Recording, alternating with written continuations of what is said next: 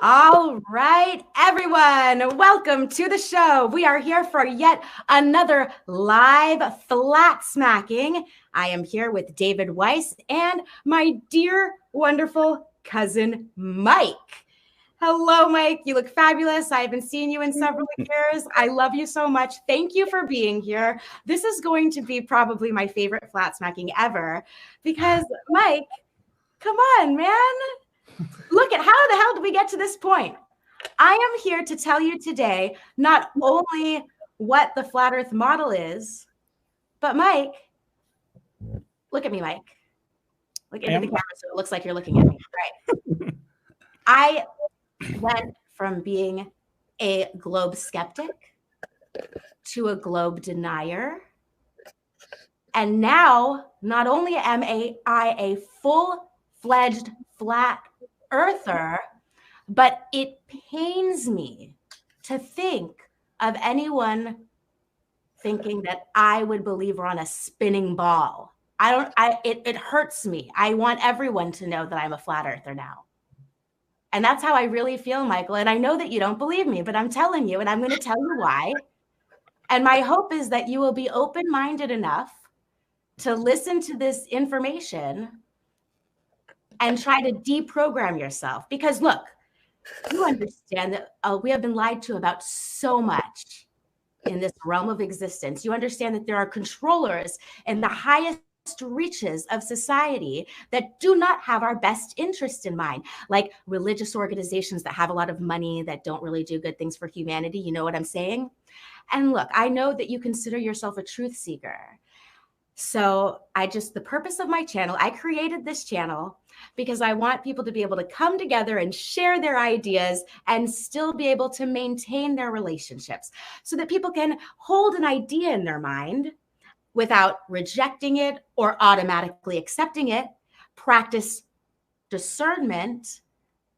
Are you rolling your eyes at me already, Mike? He is. You. So the point is that I believe that no matter what occurs here today, that hopefully I can plant a seed because I would like you to join me on the path to freedom, Mike. And you know that as an anarchist and my care for humanity and wanting to understand the human condition, flat earth is the ultimate deception. And if we don't know where we are. Wait. Globe earth is the ultimate deception. What did I say? You said flat earth is the ultimate deception. Flat earth, understanding flat earth and the ultimate deception that we're trying to keep us from understanding that the earth is flat. It is flat and stationary. And Mike, here's another thing that I think is interesting. You're a Christian and you believe in God. And it actually turns out that the flat earth model is totally in step with the Bible. Did you even know that? I don't think you're correct about that. You don't think I'm correct about that? All right. Well, so hold on. We'll go there. Can I just do a little litmus test? Because Mike and I were meeting for the first time here. Mike, what is your stance on the moon landing? Did we go? Yes, but the footage that we saw may be fake. I used to be you. What about 9/11? 9/11 was a false flag operation. Did planes crash on 9/11? Yes. Boston bombing. I don't know. Okay, I mean, good answer. Evidence that some Chechnyan people did it, but I don't know who told them to do it. Okay. And do you believe that, I'm careful because we're on YouTube on what I say, do you believe that there's shooting events that happen that are staged, that are in the mainstream media as real? Yes. All right. I didn't always believe that, but I came to a belief that's maybe not all of them. It's like the Las Vegas shooting was probably staged. Okay. Do you understand the difference between knowing something and religious beliefs? I think I do, yes. Okay. All right. So can I just start off with the first question, Rose? First question. Go ahead, Dave. Being, can you give me one reason that you believe you live on a ball? And the reason can't be because that's what I was told, or because everyone, submitting to groupthink. What's one proof that you have that we live on a ball? And first, do you know much about the ball that you're defending today? Do you know how many miles in circumference it is? And so it's 24 to 25,000 miles. Perfect. I'll give you an A+ on that. How fast is it spinning? 1,000 miles per hour. Very good. How fast is it orbiting the sun?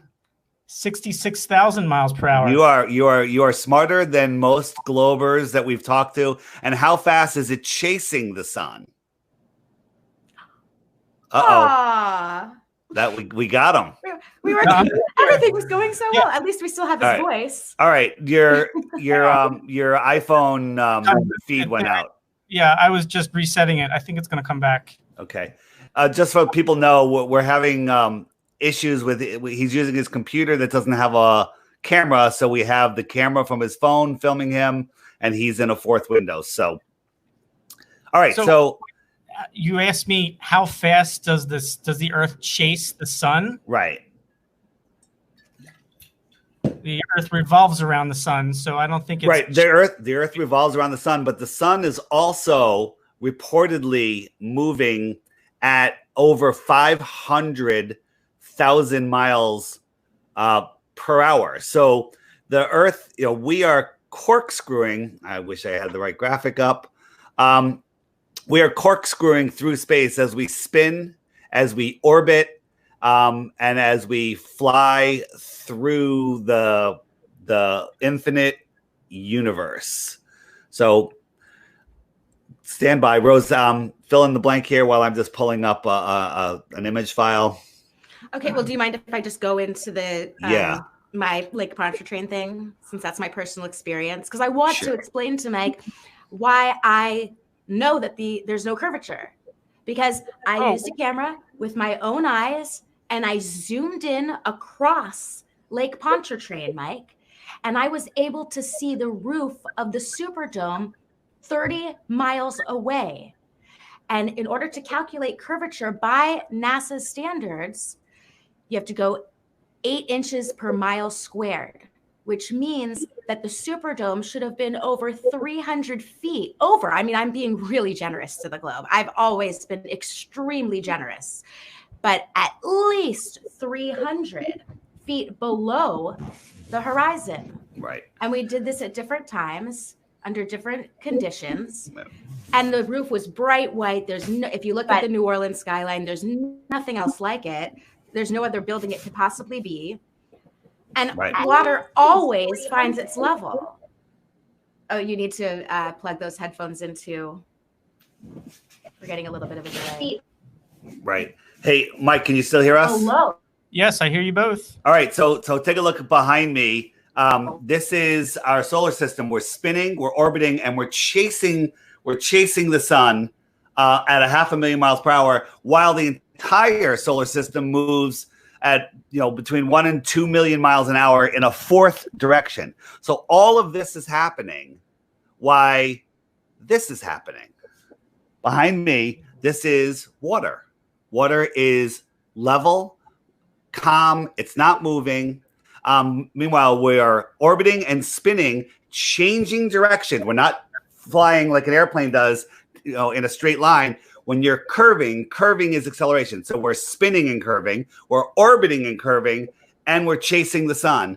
But water lays completely calm and flat, which makes no sense. And before you go in and say, well, it's all moving with inertia, your high priestess Neil deGrasse Tyson and science says that there's a 14-mile high bulge of water at the equator. So the Earth is spinning and the water bulges 14 miles high. 14 miles. So if you're flying over the ocean south, I'm hearing a wicked echo. You have a window open or something. If you're flying over the ocean at cruising altitude, which is only 5 miles high, at what point do you have to climb over that 14-mile hump to continue your trip?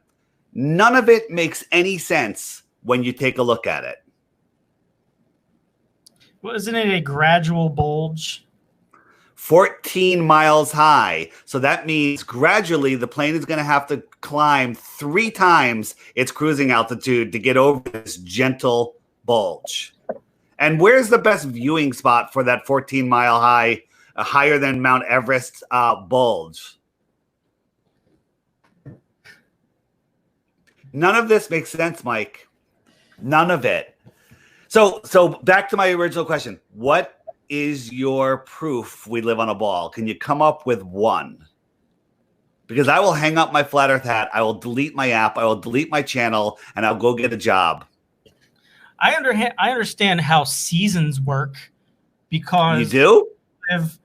Well, based on the Globe model. All right. Can we jump into seasons? So yes. So how do seasons work in the flat earth model? Well, let me tell you how seasons work. Let's see if we agree how they work on the globe. What do you want to explain it, or you want me to explain it? I'd like you to explain it. On a globe.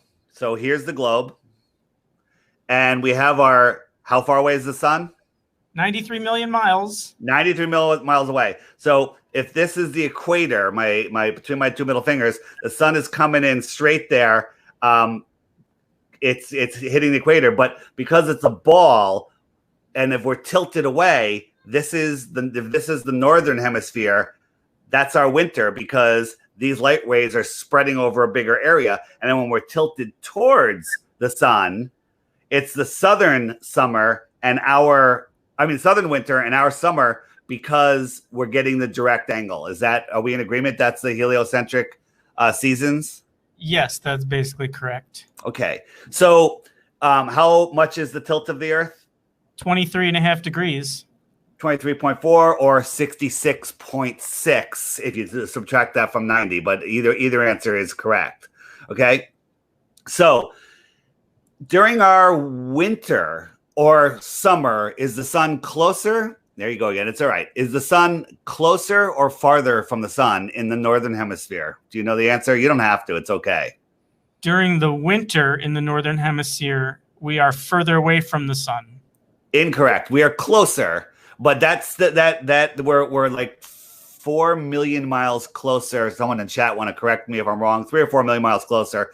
But it's the tilt that is causing. We're tilted away. Those sun rays are spread out. That's why it's lower in the sky, and that's why it's still colder, even though we're closer. So let me ask you a question. At sunrise. Literally when the sun is on the horizon, would you call that a more direct or more severe than the 34-degree tilt that we have? It's more severe. You have to think about it because the ball, it doesn't matter if we're tilted or spinning in the angle of the sun at sunrise. If we're in the northern hemisphere, sunrise is over here. It's going. That's literally 89 degrees. And it's not until we rotate back in that the sun is higher. But the problem with that is in the summer at sunrise, you can stand on the water's edge. When the sun appears on the horizon, you can feel the heat on your face. You can close your eyes and you can physically feel that heat at the most severe angle possible in physics. Okay, period. You can feel the heat.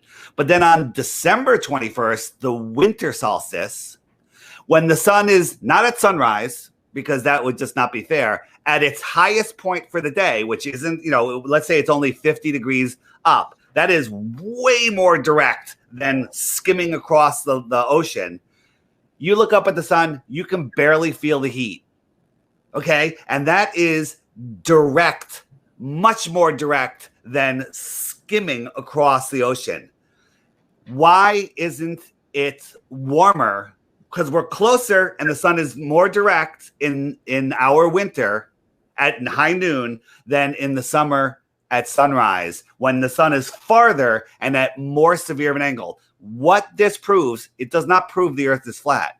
What it proves is that the helio-nonsensical reason for seasons, explanation for seasons, is complete and total nonsense. It doesn't work. Okay? The flat earth answer is Can I share? Can I share?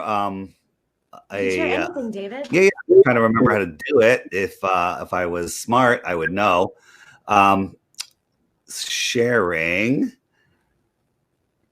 is caring. Where is the share? Oh, I'm in. It's that darn Chrome. Okay, so share application window. Bingo. There we go. All right. Can you see this? Yes, that's your app, right? Yeah. There's my app. So I'm gonna turn it on time lapse, and there goes the sun. So that yellow line that the sun is over right now is known as the Tropic of Cancer. And June 21st is when the sun is over that line. Guess what? We're at June 23rd. The sun is now there. Over the next 6 months, I'm going to jump it forward 3 months. It'll be at the heading towards the equator, and a little farther. Tropic of Capricorn, which is in December. Yeah, and sense. Let's go a little farther. Oh, I'm jumping 1 month. There you go. So in October, we're out there, and in jump.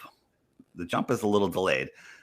So there we go. November, we're out there. So the outer southern lands are having their summer because the sun is closer to them. It is still making one revolution every 24 hours. It's moving faster, and sunrises and sunsets will show you that because sunrises and sunsets in the south are much faster than they are in the north. We can get into that in a little bit. But when it's back in, if I turn, let's say I'll have it go back. It'll jump back in a second. When the sun is back here, this is the northern hemispheres, or hemiplane, if you will, summer. And because it is closer, it's higher in the sky, and we have our summer, it's warmer because the sun is closer. What causes the sun to change these different paths? What makes it? Well, it's just moving in and out. And again, is the ceiling in your room that you're in? I mean, no, is the floor in your room that we're in spherical or flat? But before you answer it, look up at the ceiling at the lights and determine the shape of the floor by looking at the lights in the sky. The two are not correlated. Okay, good. Let's keep that in mind later when we're talking. So what makes it change? I don't know. It's something in the heavens. I don't know, but it's changing the speed. Does the sun actually change speeds? An experiment that you can do is, I'm going to stop sharing. An experiment that you can do is if you take a flashlight and point it 5 feet out away from you on the floor, and then turn around 1 revolution per minute or whatever constant speed.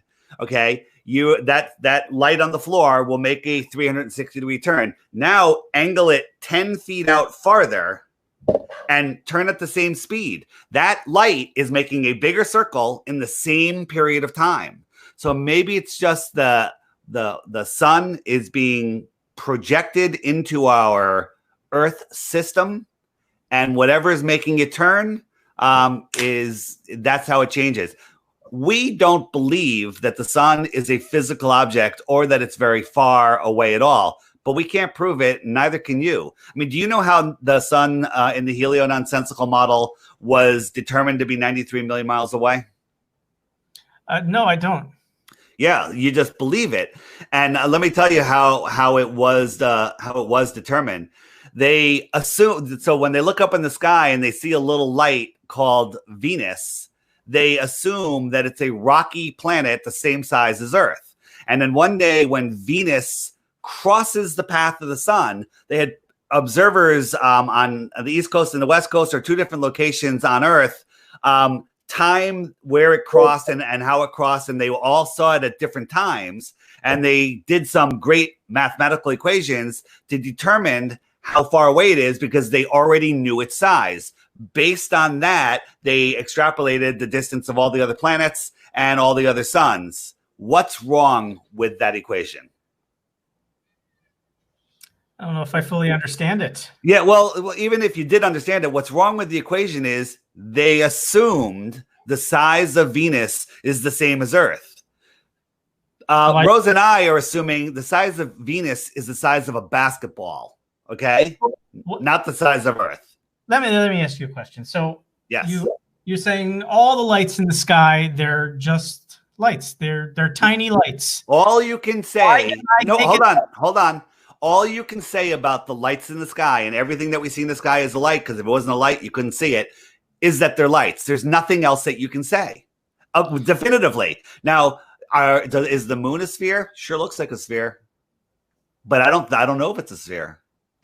And I could show you a video by Karen B. Show the shirt. Show the shirt. You took off. I'm sorry. Karen B did a video where she had 4 moons and they all look exactly like the moon. And she said, which one's a sphere? And you couldn't tell. One of them was flat. One of them was convex. One of them was something else. And one of them was a sphere, but they all look the same. So again, when we look up at the sky, we cannot determine the shape of the floor. So why can I take a telescope and point it at Jupiter and bring that image closer to me and see details of that planet? Have you ever done it?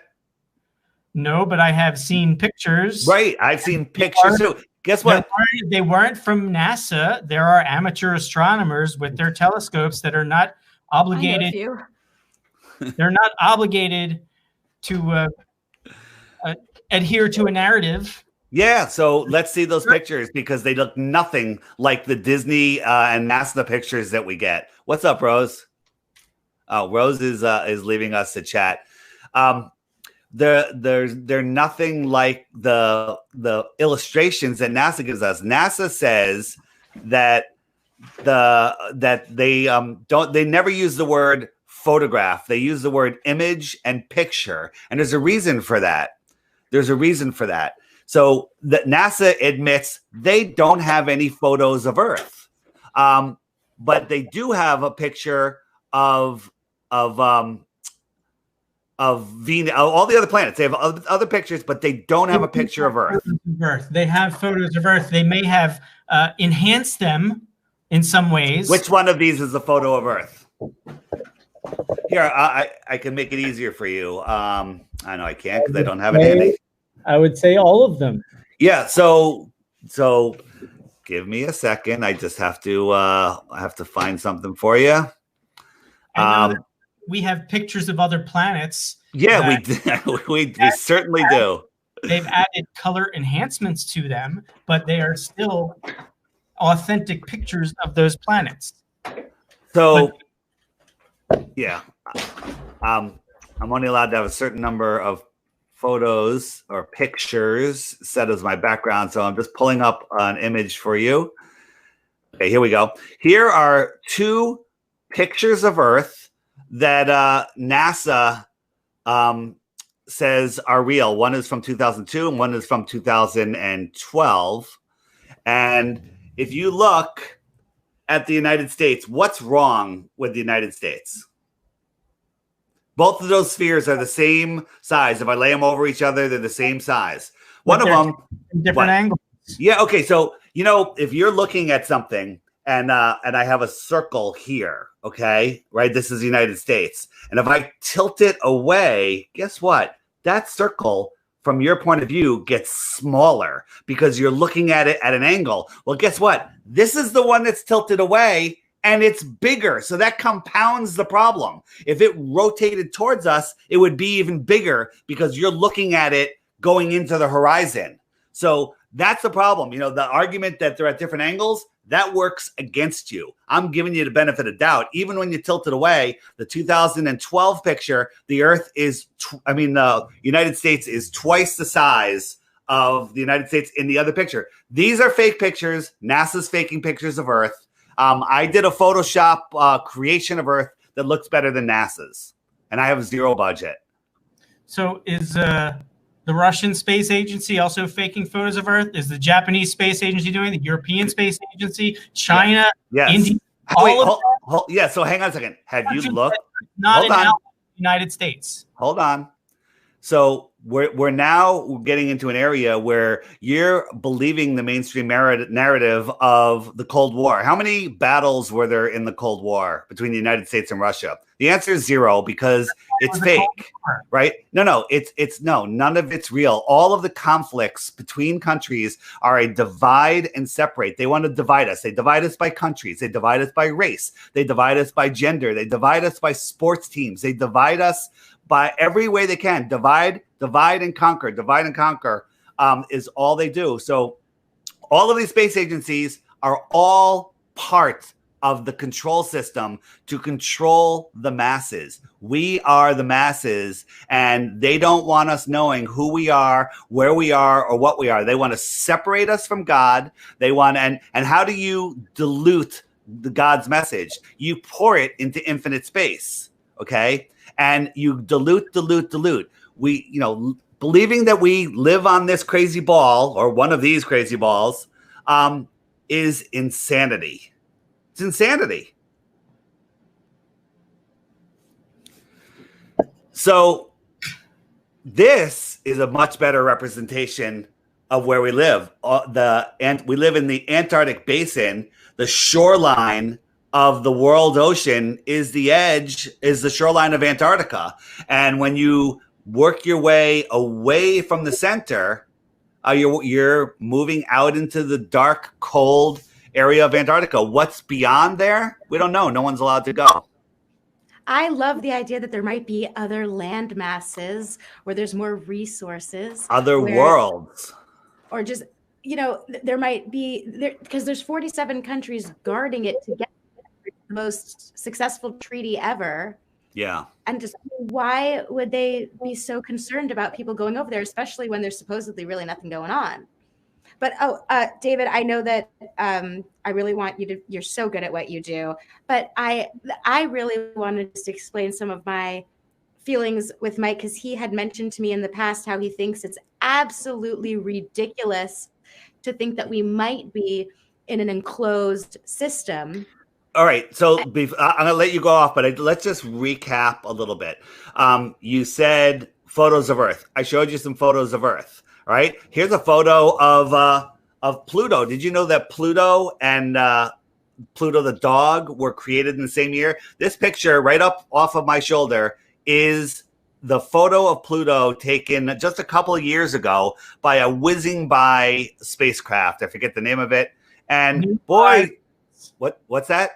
New Horizons. Yeah, right. New Horizons was able to snap this perfectly crisp picture of a full non-phased moon. So it caught it exactly at 12 noon from its position. What are the odds of that? The odds of that are, well, I won't say 0, but they're not good. And then if you look at it, boy, that sure looks a lot like Pluto the dog. We'll just say that's a coincidence, though. Facial features on it. What? You drew features. You don't find it interesting that this resembles? Would you just say it faintly resembles Pluto the dog? It does not. It's okay. All right. It doesn't. Resembles a heart shape. Okay. And the fact that Pluto the dog and Pluto the planet were discovered and created in the same year, that's a coincidence too. Well, maybe that Pluto the dog was named after the planet since they occurred in the same year. Do you believe that this is a real photo of a spacewalk? Because this is from NASA. I think probably, yes, that's a real photo. Right. Well, you're wrong. I did it in Photoshop. This is at the National Buoyancy Lab, where they have a full mock-up of the space station in a pool that has a blackout top and it has green screen backgrounds. Okay? This is where they do their training. And if you do any research at all into spacewalks... Why do they need to train? Why do they need to train? What are they training for? They're training to fake it. This is how they fake it. This is how they film it, right? But they have to admit that they train, and how would training in a pool help you in space where there's scuba divers helping you? This is why. Wait, hold on. I know that we're going, and I want Rose to go off. But when you watch spacewalks, we see bubbles popping out of their suits. When they move something, a tiny little bubble will go to the left or to the right or up and down, depending on how they're filming. Okay. That's how they do it. I mean, it's simple. Look, I'm on the space station. Hello. Screen. Yeah, and so are they. They have green screen glitches. They get caught in their wires when they do their flips. They have all sorts of problems. Here's the problem. You just believe and you don't look. You just watch the mainstream news and believe. It's easy. But then if you watch how their wires get screwed up, how their hair is permed, how the toilet is impossible, how they drop things and they fall to the ground because they hit a pocket of gravity. The proofs of fakery are endless. The proofs of flat earth, we can see too far. All these different things are endless. There are zero proofs of the ball. You said photos of Earth. I just showed you that NASA faked their 2 famous photos. I showed you that. Maybe you can say, all right, you concede there's no photos of Earth because NASA will admit there's no photos of Earth. All right, Rose, I'm sorry because and by the way, Mike, if I sound a little angry, it's not you. I'm just really frustrated that people can't see sometimes and I get heated. I love you, brother. All right, go ahead, Rose. All right, so I don't know if there's a dome or not. It is reflected in the Bible, the firmament, and people have different interpretations of what that word means. But I like all of the alchemical ideas, stuff that I can see reflected in nature. And one of the things, Michael, that really troubled me in high school, I don't know if I ever told you this, but I got a B+ in physics at the end of the year. And I was very upset about that. And I talked my way into an A. And I always felt really bad about that because I was just very concerned about just seeing that list of straight A's on my report card because I was just so indoctrinated and obsessed. I thought that getting straight A's was going to just propel me into success in life. But I really never understood how there could be all of these particles and then nothing and this vacuum where there's just of nothingness next to this. And I know that the explanation that people give is gravity is holding all the particles in this way, but it just never really made sense to me. But what we can see in nature is like an alchemical flask where all of the elements that we have are here to stay, and through transmutation, it's just the circle of life inside. So I go with the alchemical principle of as above, so below. It makes more sense to me. And obviously this is not something I can prove. I'm just sharing with you my heart because I'm serious, Mike. I am a flat earther. Yeah, sure you are. Hey, Mike. I used to, before I became a flat earther, I had a podcast called Deep Inside the Rabbit Hole, and we discussed, we investigated all these things like the Boston event, the Connecticut event, the New York event, the Federal Reserve, all sorts of stuff. And people like Rose, it wasn't Rose, but would send me flat earth in the third year, started sending me flat earth stuff saying, hey, look at this. I wouldn't watch a 1-minute video. I ban people from our social media. I refuse to look. But then another fellow researcher, Sophia Smallstorm, I don't know if you know who she is, but she did 9/11 mysteries and some other great stuff. We became quite good friends, and we were talking about the massive deceptions that were going on. And I was just shaking my head. I said, I can't believe that the world is so deceived. I think it was around the time of I don't know if it was a Vegas shooting or whatever it was 6 years ago, 5-6 years ago.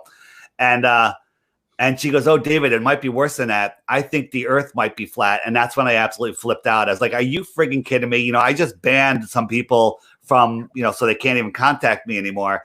And she goes, here, watch this. And she sent me Mark Sargent's Clues, which he was in the middle of making, and some other videos, maybe even Eric DeBay's video, 200 Proofs.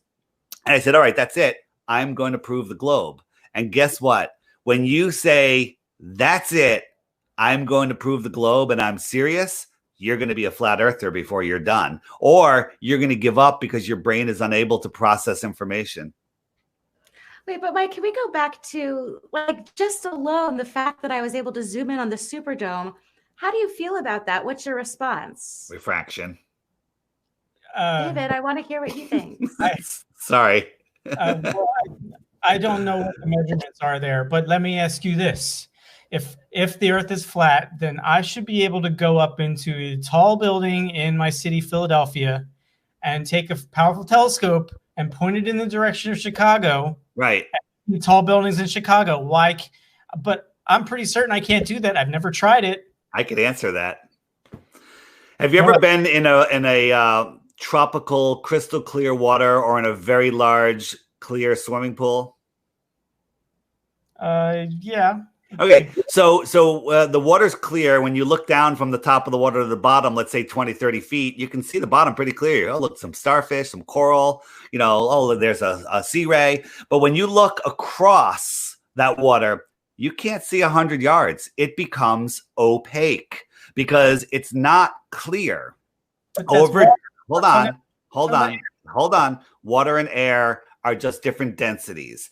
Air is the same way. When I have a photo, hold on, that when you look, there's a series of mountains. This is a picture I have. It's a series of mountains, and the first mountain is pretty clear. You see the color. The next mountain's kind of grayed out. The next mountain's kind of a shadow, and the fourth mountain just disappears. And that's because you're looking through more and more and more air. When you're looking across the Earth plane, you're looking through massive amounts of air, and it becomes to a point where it becomes opaque. Now, when you're looking at, let's say we're looking for Mount Everest or Mount Everest, you're looking for the light that's bouncing off of Mount Everest, because if it was dark, even if you were a mile away, you couldn't see Mount Everest because there's no light bouncing off of it. So you're looking for the sunlight that is bouncing off of Mount Everest back to your eye. Well, that's not as bright as the sunlight, and it can only travel so far, and it can't reach your eye. Also, Mount Everest is going to get smaller and smaller and smaller as it moves into the distance due to the perspective. So the angular size of Mount Everest and the fact that the light can't reach your eye is the reason that you can't see Mount Everest. I can, some days on a clear day, I can see New York City skyline, which is 25 miles away. And other days on a pretty clear day, it looks clear. It's gone. I can't see it. Sometimes the buildings look huge. Sometimes the buildings look small. That all has to do with atmospheric density and atmospheric magnification. These are things they don't teach us in school. These are people on harnesses. And some of them are the two people in the back, I don't even think are in the same green screen room as the people in the front. So we just had a SpaceX launch. Oh boy. Sent Sorry. the international. Wait, David, why didn't you plug my video on Sergeant Report? You should have told everyone to check out our reaction video. So where did those astronauts go? They went nowhere. Look at that. Michael, look at that. Michael, do you see that?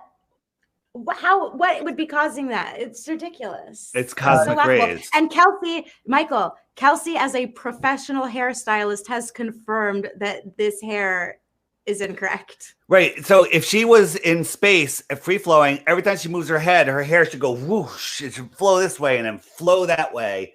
It like a girl underwater, but it's not. It's hairspray. It should be like that. This is a vomit rocket. Look, here it is, 0G in a vomit rocket. Her hair is all over the place, right? But all the ones on the space station, the International Fake Station, I like to call it, their hair is permed.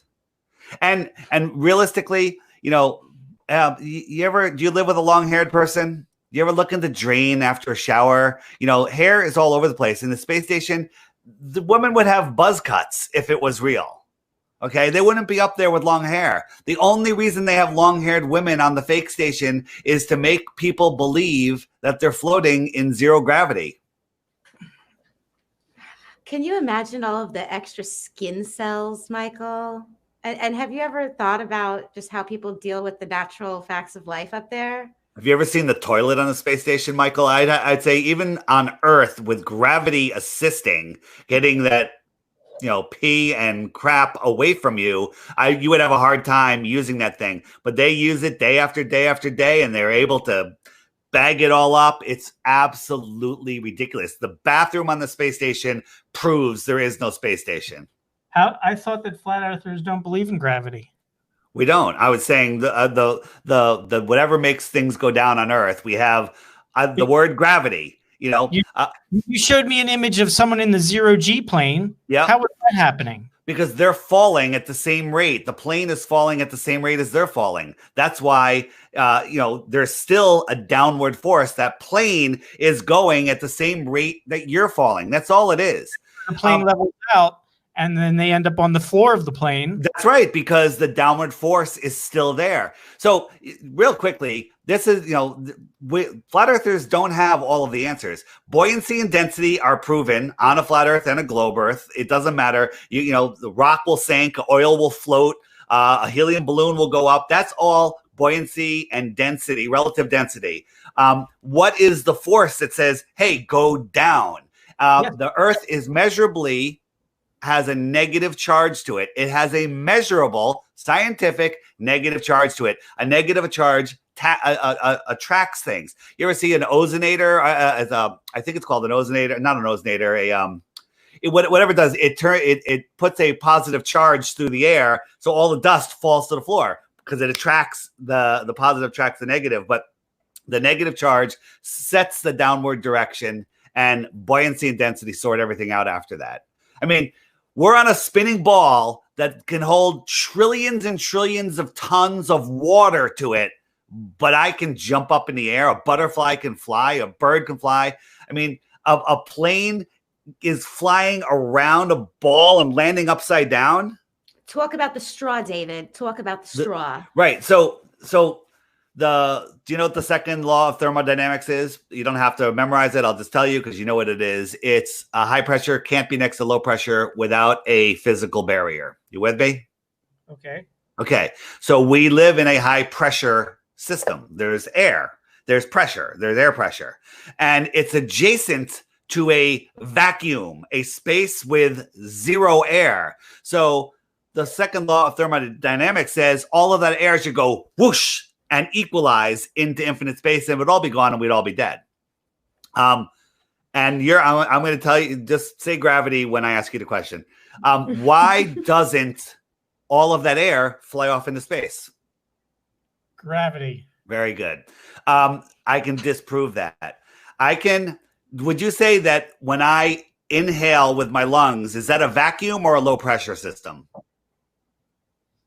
Low pressure system. It's a low pressure system because there's still air in my lungs. I've created a minor low pressure system, and I can take a straw, I can point it downwards, I can stick it into water, oil, or just air, and I can, with a tiny bit of low pressure, suck it up and away from gravity at any altitude. I can do it at sea level. I can do it in an airplane. I can do it in a balloon. It doesn't matter. You have to do it at the ISS, right? Right. I can suck air or water up and away from gravity with the weak, slightly low pressure system of my lungs, but the infinite torten vacuum of space is unable to pull the air up and away.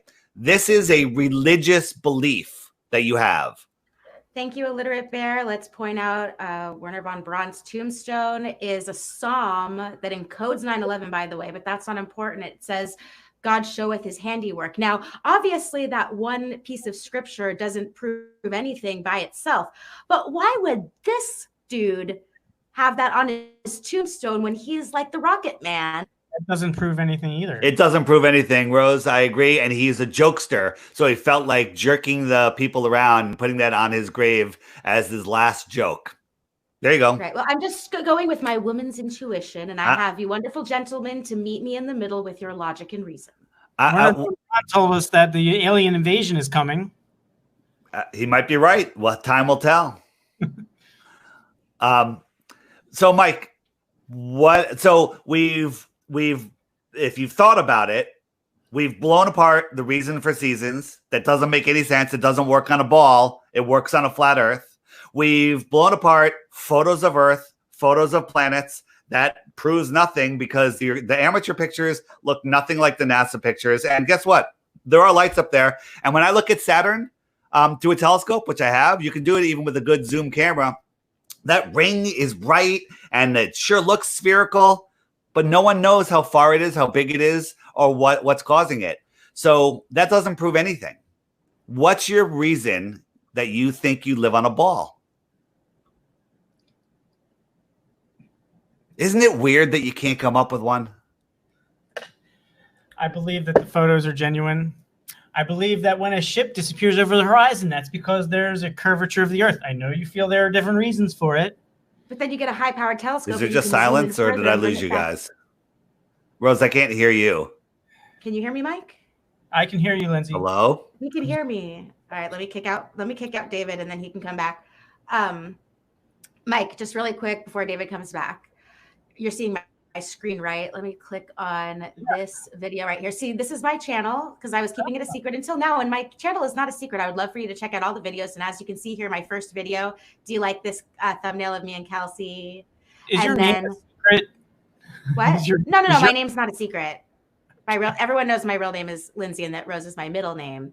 So anyway, and also I always want to be friends with absolutely everyone on Facebook. So, okay, let's see here. I just want you to check out this video if you can. I would love for you to just check out. I mirrored this from an interview where, I just heard David come back. David, can you hear me? What happened? Hello? Uh-oh. Okay, anyway, so this Kingdom Cast number 8 interview with Rose777, check that out, Michael, because he is just so amazing with scripture related things. And Rose, can you hear me? Yes, I can hear you. You can hear me. Mm-hmm. I can't hear you guys. You guys went silent on me. Hello. Yeah, I don't know why he's having problems. No, hold on. It's my headphones. Hello. All right. Stand by. I'll be right back. Okay. So yeah, Michael, please check out my channel. I have the Poppycock Report on Tuesdays and Thursdays with my co-host, the Great Baldini. And also you can check out my Fake X reaction video. So when the SpaceX video that you saw David talking about on Sargent Report, I had Jaronism and Karen B and Mark Sargent and Russian Vids. It was so much fun. And so, yeah, I hope you enjoy it. And then I also have a traveling Flat Earth show with a couple of other bitches, and we do it on a different channel every time, but I did the first one. So yeah, I just hope that you'll look at this information with an open mind and just remember that the last thing I would ever want is for our relationship to be compromised by different point of views. And obviously I will always love you if you don't agree with me on things, but I'm just so grateful that you were even so open to come and talk to me. Anyway, David, are you back? Yeah, I'm back. Is he gone? No, I was just blabbing. Oh, okay. So again, Mike, this is what happens to all of us. One, we try to prove the globe or disprove flat Earth. Then we realize it's impossible, and we don't like it at all. We're not happy about it at all. Yeah, the world has been ripped out from underneath us. We find out that we've been lied to our entire lives, and it is very difficult to accept that, and it's very upsetting at first. But when you figure out the implication, when people at one point they go, "Well, what difference does it make? Why would they do this?" That's when you know you're done. And we all said it. But once you understand how important the deception is to the devil, for lack of a better name, Satan, or to the power structure, which are one and the same, I believe, then you start seeing the power of the truth. Once you understand that you're not an insignificant speck in the middle of an endless universe of trillions of others of infinite specks, that you are at the center of creation, and that you are important, and that you have power, okay?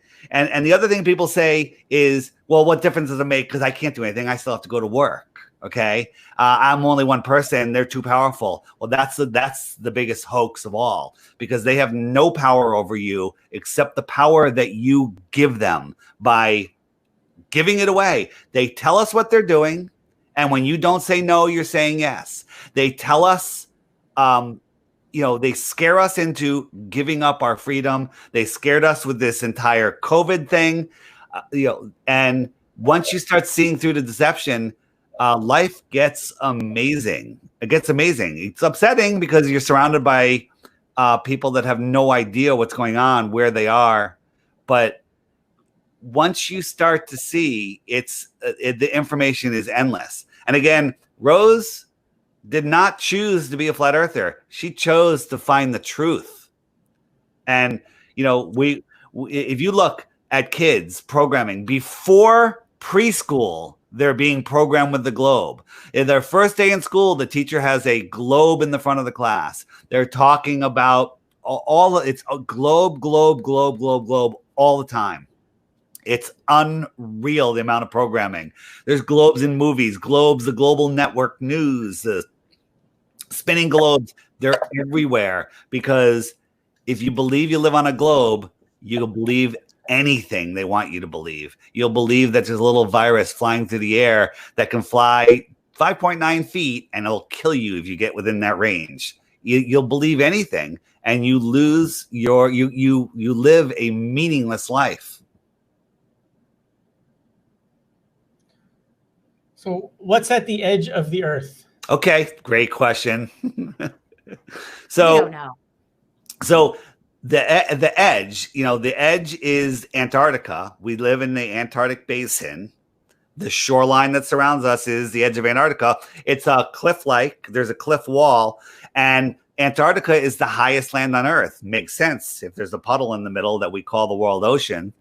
And there's an Antarctic plane. I think it goes for a couple, couple 100 miles. And then the mountains go up 5 miles into the sky all the way around. Okay. No one is allowed to go there. You're not allowed to. And even if you were allowed to, how could you? You can take cruises to Antarctica. What's that? You can take cruises to Antarctica. Yeah. So when you take, I know of a person who has walked across. I know some. No, you don't. You're talking about Colin O'Grady. Yeah. Right. So yeah. So hang on. If you look at the path he took, it makes it makes perfect sense on a flat Earth. If you look at the path he took, it's I'm stalling as I pull up my screen. He literally got to see the edge, did a little path. Like if you're looking over here, he went from here. He went like, I'm doing this reverse, and down here, and then he came back over here. That's not going across Antarctica. No one ever goes to the South Pole and then continues around the other side. They just come back. They go out and back. So so what's the South Pole? I mean, there is no South Pole. There is no South Pole. So who's stopping us from going to the ice wall? Okay, so let's not talk about who's stopping you for a second. Let's talk about you're free to go. Okay, so first, when you get to Antarctica, even if you're not allowed to bring any extra fuel outside of the 60th southern parallel.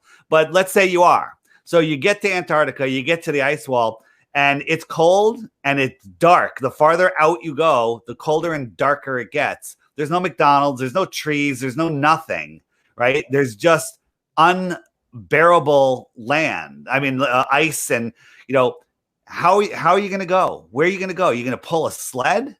Where are you going to get supplies? You can't.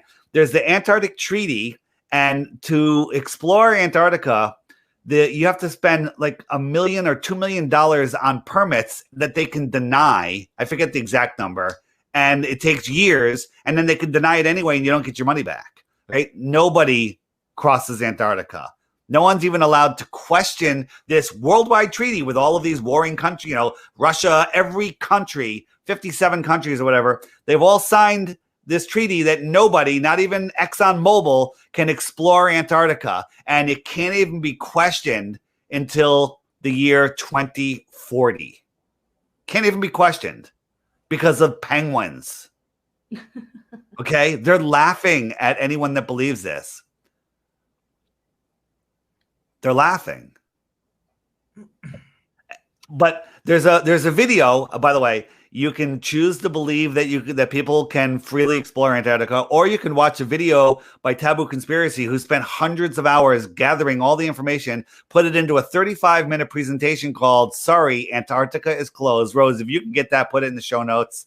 And you watch that 35 minutes. That's 35 minutes. You'll know more about Antarctica than anyone else that hasn't seen that video. Okay. And then you'll understand why physically, economically, and legally, nobody can explore Antarctica. You can spend $10,000, $15,000 to go to Antarctica for a couple days, see a couple penguins. They walk you escorted. No one goes on their own to a little place outwards. And there's a pole in the ground. They say it's the South Pole, but it's just a pole stuck in the ground. It's a ceremonial pole. And then they go back, and that's it. That's all you see. You're seeing the edge. You're not even going 100 miles from the edge, and we're talking thousands of miles before, who knows what. So what's out there? It's like what's up in the sky. We can only speculate. Speaking of poles, how do compasses work? They don't work in Antarctica. Are you sure? Have you tried it? First time out? There's guys down there that have showed that compasses do not work in Antarctica. So here's how the compass works. Rose, I'm going to share my screen again. Share screen, application. All right. So I also wanted to talk about how pilots are not trained to fly on a plane. Right. So we'll talk about that in 1 second. So you can see my mouse, right? Yeah, I see. All right. So if this is the North Pole, we're going to say that this is a magnetic mountain. Some people, we don't know, because guess what? We're not allowed to go there either. But if the center of the flat Earth, the center point is magnetic, if the center point is magnetic and you put a compass out, I'm going to turn on the compass. Okay. Your compass is going to point towards the north. So if I'm standing here, that's north, that's south. West is a circle, because as I'm traveling, my compass keeps needing to point to the north. The needle needs to keep pointing to the north. So when I go west, I can go west, west, west. I'm in Australia. I'm going around Johannesburg. And guess what? I followed a heading west and I circumnavigated. I'm back to where I was. And I would never even notice that I was turning in this giant circle. If you had a racetrack that was 100 miles around in a circle and you're driving on it, you would barely notice that you're taking a turn. Okay. So this is 24,901 miles around right here at the equator. So this is the equator here. So this is west, circumnavigate. This is east, circumnavigated. But if I'm here in New York and I went south, this is south. And guess what? I'm not going to reappear up here. I'm going to go south and I'm going to keep going away. Guess what? This is south also. And guess what? This is south also. Any direction away from the center is south. And when you get into these outer lands out here, I'm gonna make this a little easier. When you get into these outer lands, your compass, this is a better depiction, right? So I'm out here in Antarctica. Well, this magnetic north is so far away, my compass doesn't know what to do. And if you look on a map, there's places in Antarctica where the declination, which is they tell you to correct your compass setting by a certain number of degrees, is almost 180 degrees. Like, hey, if you're here and it's telling you north is this way, you need to change that into the opposite direction. Compasses do not work in Antarctica. Compasses work perfectly in the Antarctic basin where we live. Okay. So when I turn my phone around, which I'm turning, this is how a compass works. Okay. If I want to go head north, I'm down right underneath that west. No, I'm right at the bottom there. North is up on the map for me. And then guess what? If I'm here in New York and I want to go to the Far East, I can go west, follow a heading, and I'm there. I can also go north. I'm going north, I'm going north, I'm going north, I'm going north, I'm going south, I'm going south, and I made it to the same place because I went over. You're not allowed to go exactly over the North Pole, but I'm going north, and now I'm going south. I haven't changed directions. But I'm going east. I'm going west, and now I haven't changed directions. I'm going east. I haven't changed directions, and I haven't changed my compass heading, even though I'm going in a circle. And if I go south, I just go away, and I never come back. Nobody has ever circumnavigated the Earth going south. Nobody has gone from the tip of Johannesburg, gone down here, and popped out up here. No one's ever done it.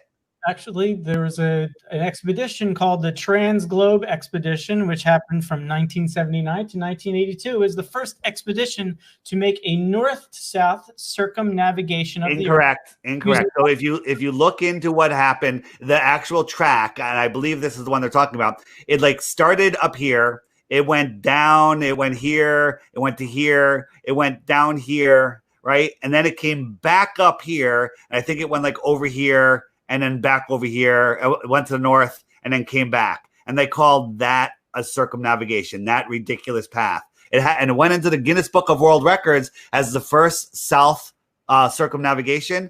Didn't happen. They went in, they went out, and then back in the same way. Narrative. What's that? You don't believe it because it doesn't fit your narrative. No, I don't believe it because that's what they show. They show us the path. You haven't looked. We have looked. We went in and they showed us the path. And if you chart it on a flat earth map, it makes perfect sense. It doesn't work on a globe. Even on a globe, it doesn't make sense. But they always say that they can't go all the way over the South Pole. You have a religious belief and you're refusing to look at the evidence. You have a religious belief, sir. I do? Yes. How so? We can see too far. Water always finds its level, and a lot of pilots have even admitted that they were flat earthers. I recently saw a video where a guy just went up to the cockpit and he was bringing it up as if the pilots were going to get all defensive, and they were like, yeah, it's flat. He's like, oh my God, you just made my day. Thank you for being honest with me. And they're trained to fly over a flat and stationary plane and take no curvature into consideration. Also, if you look at a lot of emergency flight landings and you light it up with a flat earth, it doesn't make sense on a globe that they would go out of their way to emergency land, like people dying, people giving birth and all that stuff. But if you map it out on a flat earth, it's just like, boom, they went straight to the first place they could go to. Mike, check this out. So this is a globe map just laid out flat. And this is the flight path from Australia to Santiago. It flies up to the north, right? It goes across, it goes over to the Middle East, not the Middle East, it goes across the United States and then back down. That's one of the paths. But it really should just go across Antarctica or stay at the same southern latitude and just zip right across. It's way shorter, okay? But it takes this crazy path. And if you look at flight paths, if you look at that same path on a flat Earth, it's pretty much a straight line. Okay? All flight paths do this. All flight paths in the north work the same on a globe and a flat Earth. It's the southern flight routes that make absolutely no sense. If I look at a flight path of a plane going from the United States to Europe, and it's going to the same longitude on a flat map. So here it is. Let me show you right here. United States to Europe.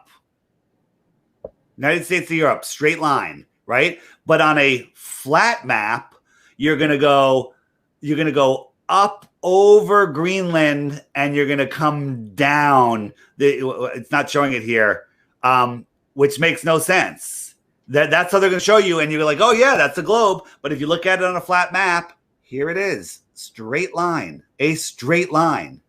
When there's emergency landing. Will it show it on this? Where someone's flying from over here, from the Far East to California. Well, they should be able to just go like this. But for some reason, and the map on the plane will show them going like this, straight across. But there was an emergency landing, and they went thousands of miles out of the way to land in Alaska. So the flight path really went like this. Oh, you can't see my mouse, can you? Darn it. No. So it should go from here straight across to there. But for some reason, it went from here up and over and down, okay, to there. And up at the top right here, that's Alaska. But in reality, the flight path should have been straight across here, right behind my head. All right. And that's the path that they show them on the stupid map on the airplane. But for some reason, they landed up top. And again, if you look at it from they're over here, and it's a straight path. There's Alaska, boom, emergency landing in Alaska, and continue to California. Okay, that's so cool. All of this makes sense. And there's lots of videos on that document all this and show all of these emergency landings where the plane would have to go thousands of miles out of its way to land where it landed. But then when you plot it on the Gleason's map, it's a straight line. It's a straight line every time. And also, if you just think, there's a really cool graphic that shows an airplane just trying to land on a moving. Yeah. Here, let's talk about this. Let's go down that path for a second. So if you're sitting on a runway on an airplane at the equator and the airplane's not rolling, how fast are you moving in relation to a point in space? You're moving 1,000 miles per hour. We agree? Yes. Because the Earth is spinning. But if you're in northern Alaska, sitting on an airplane, how fast are you moving? And the answer is slower, because you're making a much smaller circle around that north point versus, in 24 hours, you're only going to go 3,000 miles versus the person on the equator is going to go 24,000 miles. You with me? Yeah. Okay, the same angular speed, but different miles per hour. So you're sitting on a runway in northern Alaska, not moving. Let's say you're moving at 300 miles per hour, okay? And that's how fast the Earth is spinning there. So you take off, you accelerate to 500 miles an hour airspeed. You still have that 300 miles an hour inertia from the Earth's spin, and you fly down to Ecuador and you land on a runway that's going north and south. That runway is moving sideways at 1,000 miles per hour. How do you gain that speed and land on that runway?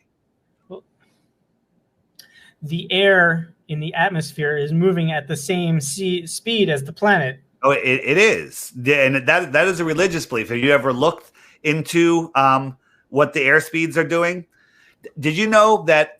So you believe that gravity is holding all the air, the Earth is spinning, and all of that air is spinning with it, right? But the air at the surface of the Earth versus the air at 40,000 feet, that air molecule at 40,000 feet versus the air molecule right above the Earth, that air molecule has to be going faster to keep up with the Earth. Would you agree?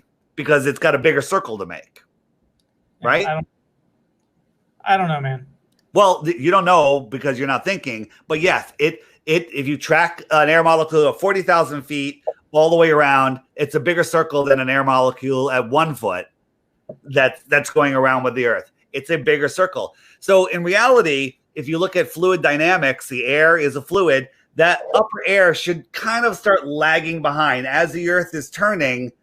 As the Earth is turning, that air should kind of lag behind, like in a blender. It should lag behind. But at 40,000 feet, the air is outrunning the spin of the Earth. So the Earth is spinning, but the air out here is going 200 to 300 miles an hour faster than the Earth. Faster than the Earth. I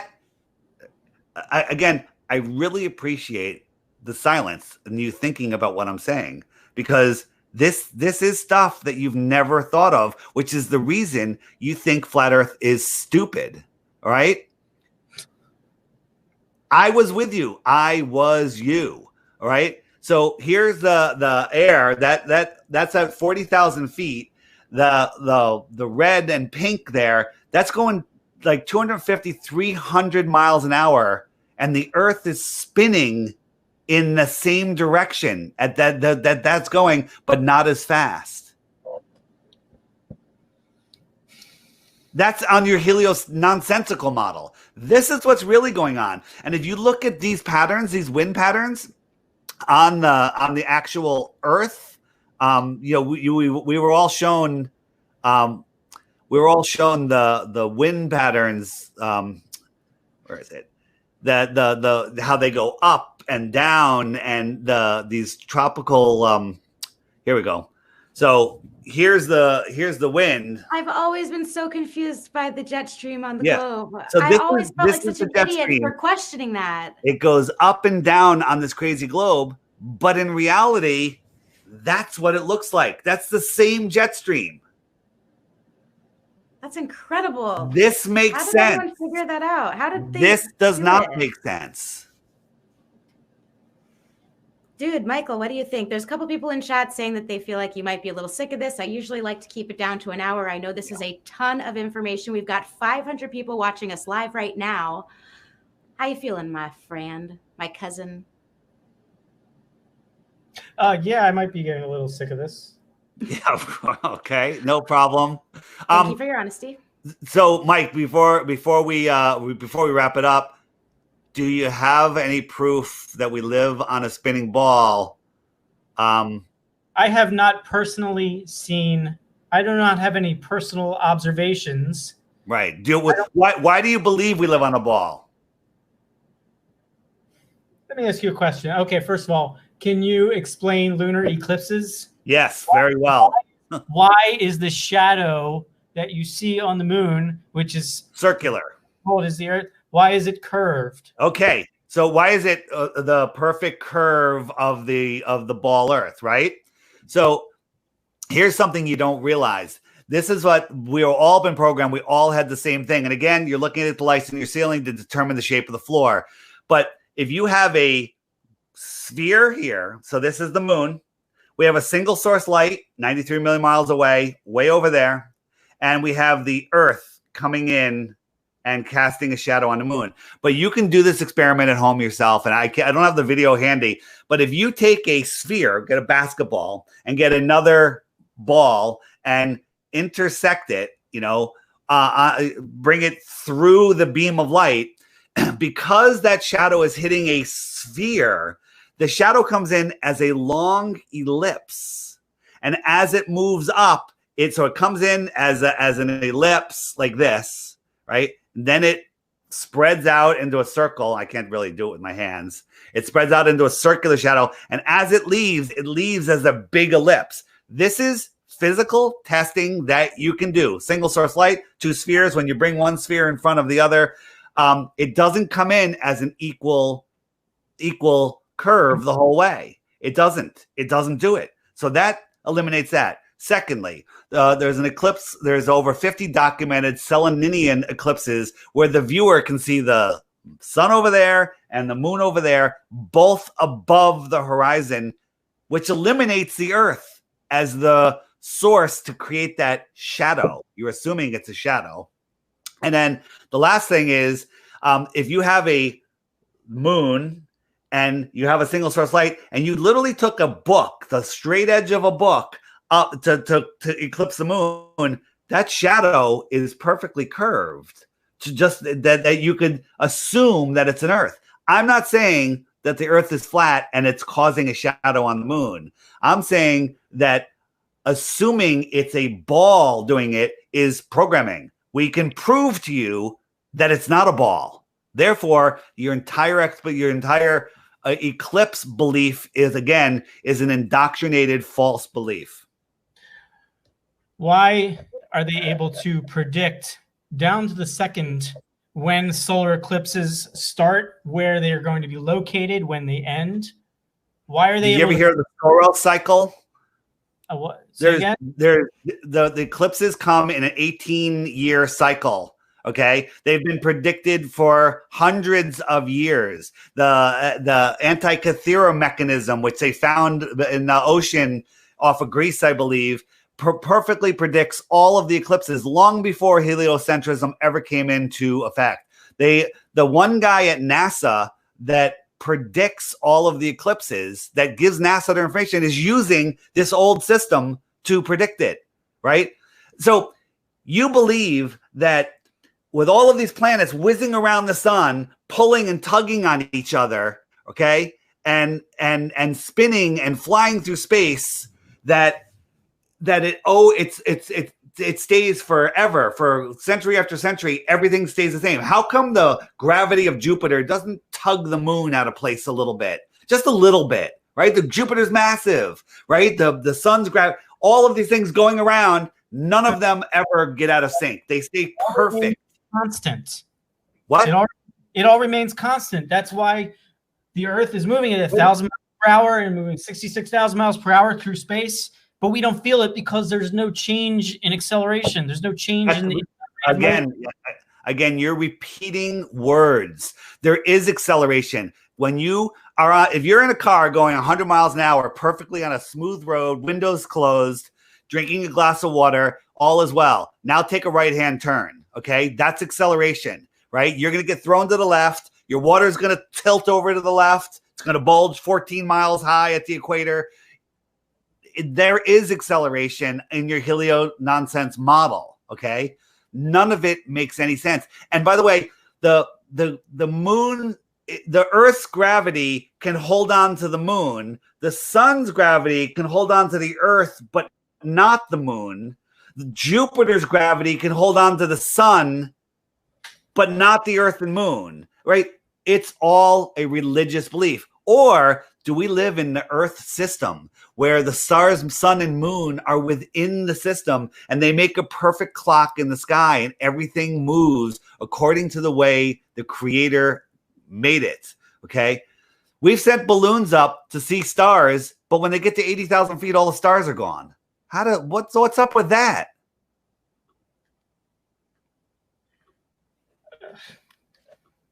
A lot to take in. Your cousin's not crazy, and neither are you. You're just indoctrinated like we all were. Why did Flat Earth gain so much popularity recently? Maybe it's God's will to have the apocalypse, which is the unveiling of the lifting of the veil of truth. Maybe it's a time for human consciousness to raise, okay? And this is the time, by the way, you should check out my video interview with a 102-year-old woman where she said that in the early 1900s, she was taught that the Earth was flat in the United States. And we found other people around the world of similar age and some even a little bit younger in other countries where it was taught. We have not known the Earth was a ball for 500 years like they tell us. The whole Aristophanes, sticks and shadows, it's nonsense, okay? They changed it at the turn of the century. They had the world wars to distract everybody. They stole all of the information. They brought in the globes. It's a complete theft of consciousness. This is a demonstration Rose is showing where I show you how the sun goes in a straight path, but when you view it from the Earth, it looks like it's setting. And it's a physical demonstration of exactly what we see. But you believe when you're watching the sunset at the shore that you're falling over backwards faster than the speed of sound as the water lays flat and the sun goes down because you're falling over backwards faster than the speed of sound. Makes no sense. I love this video. So what he's doing right now is you're seeing from this perspective exactly what he's doing, which is just moving along the string. Right. So you're viewing it from the height of the sun. Okay. And it's a straight line above the flat Earth kitchen counter. And then I have a camera, which is on the kitchen counter looking up, filming the same thing. Okay. And when we watch that, you can jump forward a little bit. I just do it again here. Hit the L key. L will jump you forward like 10 seconds. I'm not I'm on my Gmail, so I don't know. Oh, okay. And then, so here is the view. And if you look, that line, that level line looks like it's kind of going down. And here comes the sun. And in the distance, there's mountains and there's cloud layers and there's all sorts of stuff that are below the sun and create a horizon that you think is the same height as the ground, but really it isn't. And as the sun goes, it goes away. It gets eclipsed from the bottom up. And there it goes. It gets eclipsed and it sets. And to you, you believe that's going behind a Earth horizon, which can never be seen. It's never where it should be. And when I zoom in on that, it looks exactly like a sunset. I believe at the end, I even put it next to a real sunset, and people got confused. They couldn't tell which one was the real sunset and which one was the model sunset. So let's take a look at this, Mike, and then I want you to really, if you don't mind, doing a favor for me and just really try to do an exercise where you think about this stuff. Just pretend that you were never taught that we lived on a globe.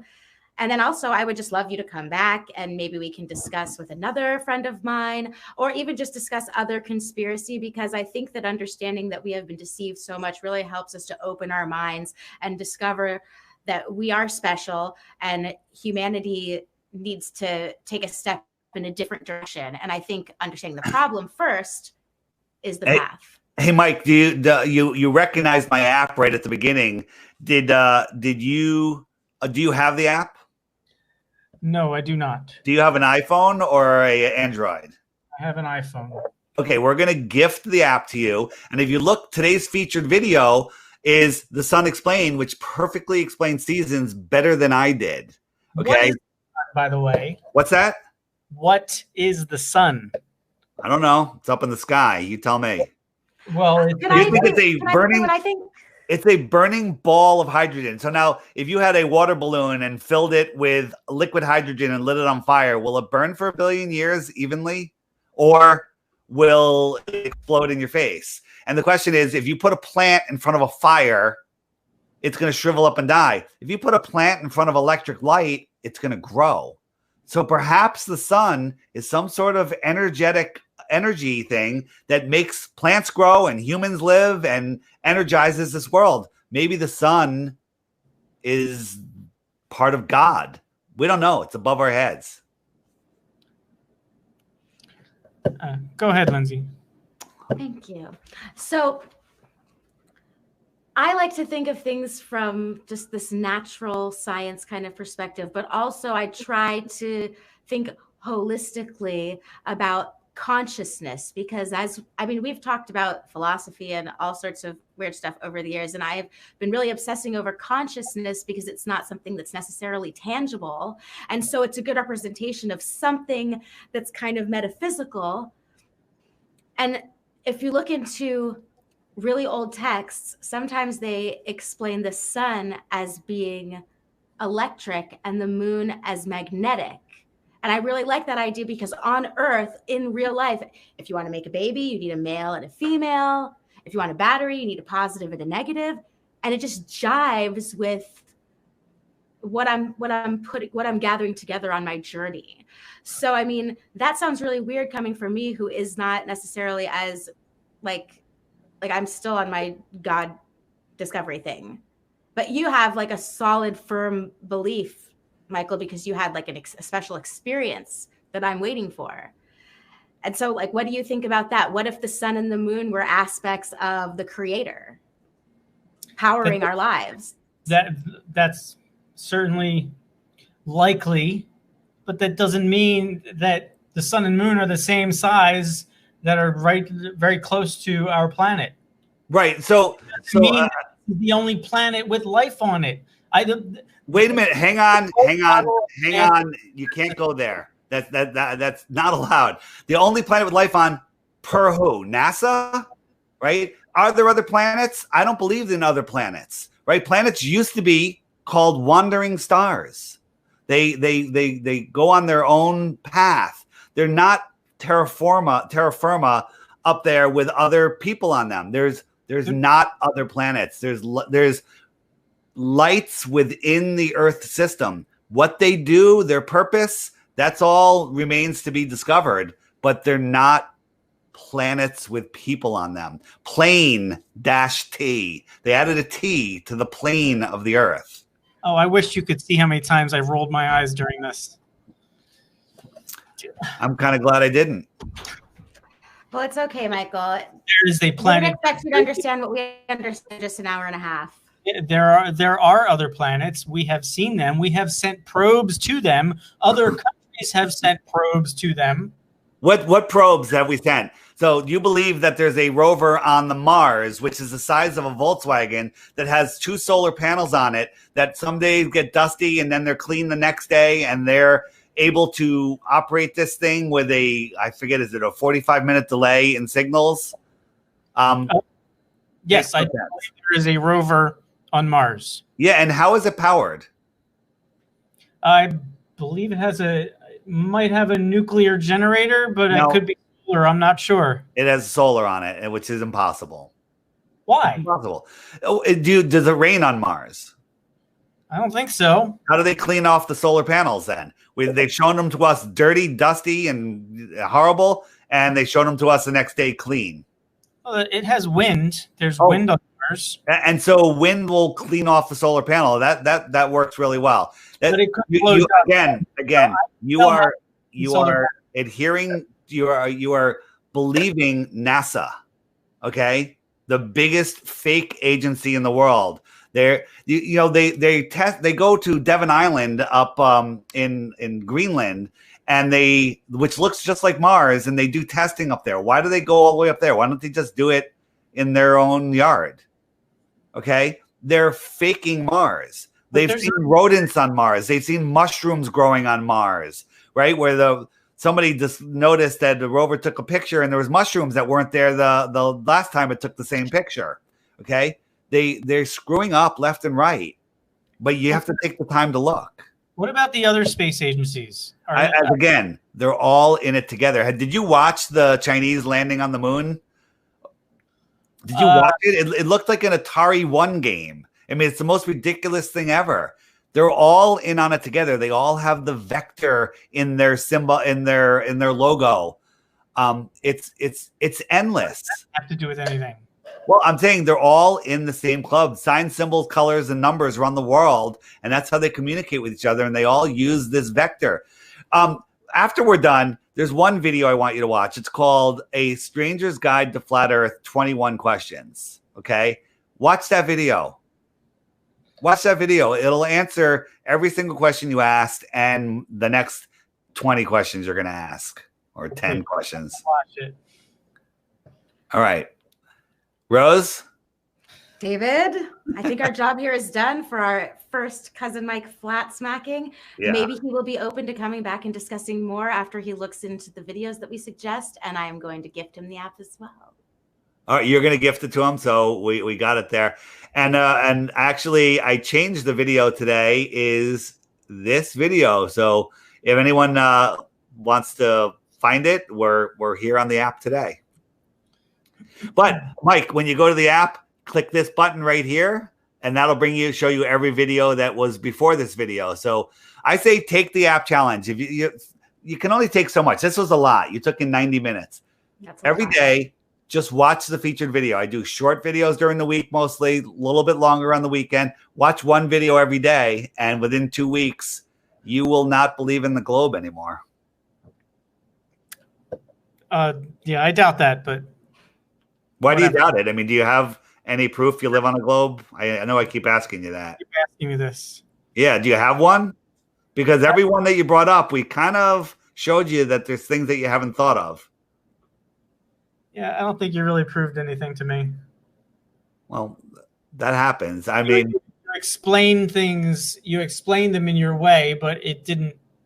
What about one more thing before we let you go? What about, the Earth is 24,901 miles around. There's a curvature rate. Using globe curvature math, a 6-foot person standing at the water's edge should see the horizon at 3 miles. They shouldn't be able to see any water if it's calm past that 3 miles because it's over the curve from their perspective. They go up higher, they can see a little farther per globe math, but we can see things many miles farther than we should. At 1 foot off the ground, the horizon is it's under 2 miles away, but we can see the water. And one of the observations, there's a oil rig at like 6 miles and another one at 9 or 12 miles. And we can see water beyond that. And we shouldn't be able to see any water beyond 2 miles, 1.9 miles to be exact.